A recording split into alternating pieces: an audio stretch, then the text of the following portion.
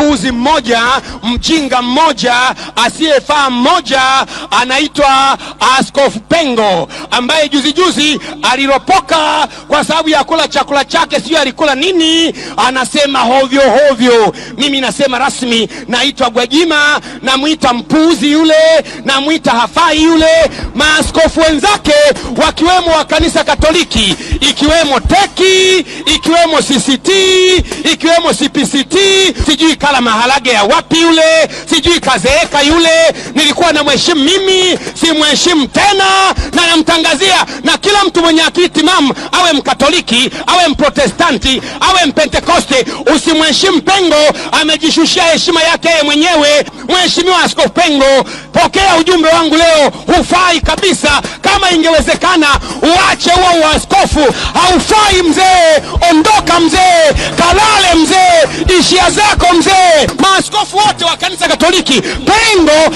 anawaaibisha. Maaskofu wote wa CCT, Pengo anawaaibisha. Maaskofu wote wa CPCT, Pengo anawaaibisha.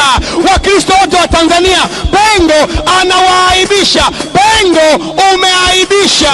Umekuwa kama mtoto mdogo aliyevaa pampas, anabebwa na mama, hajui cha kufanya. Na nakutangazia, mimi naitwa Gwajima wa ufufuo na uzima, na ukome. Ewe Pengo usiye na akili, ni nani aliyekuloga?